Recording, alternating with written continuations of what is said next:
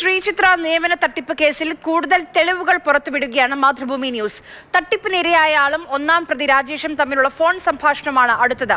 തട്ടിപ്പിനിരയായ വ്യക്തി രാജേഷിനോട് പണം തിരികെ ആവശ്യപ്പെടുന്നതാണ് സംഭാഷണത്തിലുള്ളത്. ഇടനിലക്കാരനായി ബെന്നി പെരുവന്താനം ഉണ്ടായിരുന്നതായും ഫോൺ സംഭാഷണത്തിൽ പറയുന്നുണ്ട്. ഞങ്ങൾക്ക് ഒരു ഗ്യാരണ്ടി വേണം. പകുതി പൈസ ഇപ്പൊ തിരിച്ചു തരണം സാറേ. 4 ലക്ഷത്തിൽ 2 ലക്ഷം 2 ലക്ഷം ഇപ്പത്താ, എന്നിട്ട് ബാക്കി 30-ാം തീയതി സാറ് തിരിച്ചു തന്നേര്. കാര്യം പറഞ്ഞാൽ ഞാനിപ്പോ 2 ലക്ഷം രൂപ ഇപ്പൊ മറിച്ച് ഞാൻ നിങ്ങൾക്ക് തരാനായിട്ട് ഉണ്ടെന്നുണ്ടെങ്കിൽ ഞാൻ അത് ചെയ്ത് തന്നേനെ.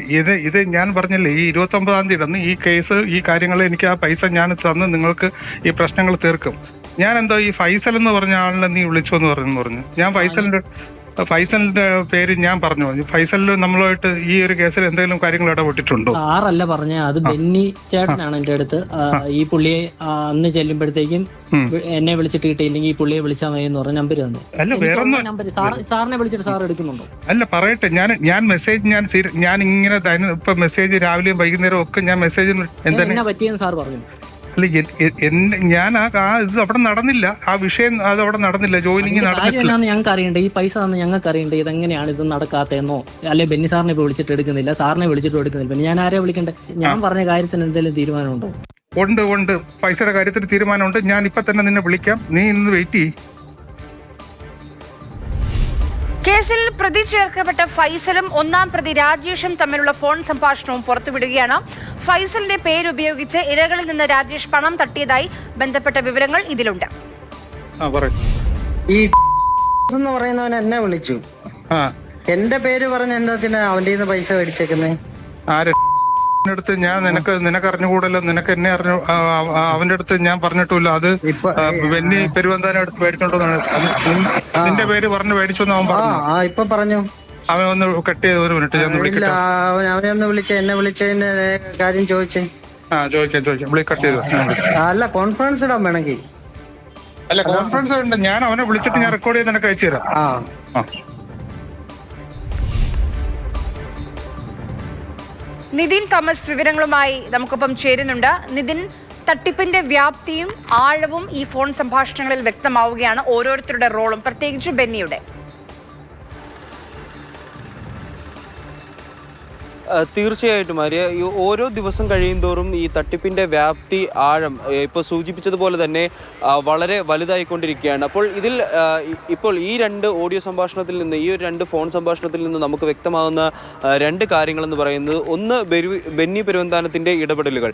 ബെന്നി പെരുവന്താനത്തിൻ്റെ ഇടപെടലുകളെ സംബന്ധിച്ചിട്ട് കൂടുതൽ തെളിവുകളാണ് ഇതിലൂടെ നമുക്ക് പുറത്തേക്ക് വരുന്നത്. കാരണം ബെന്നി പെരുവന്താനം ഇടപെട്ട് ആളുകളെ രാജേഷുമായിട്ട് സംസാരിപ്പിക്കുകയും അതുപോലെ തന്നെ തട്ടിപ്പിന് പണം കൈമാറുക പോലുള്ള കാര്യങ്ങൾ നടത്തുകയും ചെയ്തു എന്നുള്ള കാര്യം ഇതിലൂടെ പുറത്തു വരികയാണ്. അതുപോലെ തന്നെ രണ്ടാമത്തെ ഒരു കാര്യം എന്ന് പറയുന്നത്, ഈ ഫൈസൽ പ്രതി ചേർക്കപ്പെട്ട് നിലവിൽ റിമാൻഡിൽ കഴിയുന്ന ഫൈസലിനെ സംബന്ധിച്ചിട്ടുള്ള കാര്യമാണ്. ഈ ഫൈസലിൻ്റെ ഭാര്യ ശ്രീചിത്രയിൽ നേഴ്സായിട്ട് ജോലി ചെയ്യുകയാണ് എന്ന് കാണിച്ചായിരുന്നു ഈ തട്ടിപ്പ് സംഘം ആദ്യം മുതലേ തട്ടിപ്പ് നടത്തിയത് എന്നാണ് നമ്മളോട് സംസാരിച്ചിരുന്ന മറ്റു പരാതിക്കാർ പറഞ്ഞിരുന്നത്. പക്ഷേ ഇത് കൂടുതൽ നമ്മൾ അന്വേഷിക്കുമ്പോൾ ഈ ഫൈസലിൻ്റെ കയ്യിൽ നിന്നും രാജേഷ് പണം വാങ്ങിയിട്ടുണ്ട് എന്നുള്ള കാര്യമാണ് നമുക്ക് വ്യക്തമാകുന്നത്. ഫൈസലിൻ്റെ കയ്യിൽ നിന്നും 8 ലക്ഷം രൂപയാണ് ഫൈസലിൻ്റെ ഭാര്യയ്ക്ക് ശ്രീചിത്രയിൽ ജോലി മേടിച്ച് നൽകാമെന്ന് പറഞ്ഞ് ഫൈസലിൻ്റെ കയ്യിൽ നിന്ന് വാങ്ങിച്ചിരിക്കുന്നത്.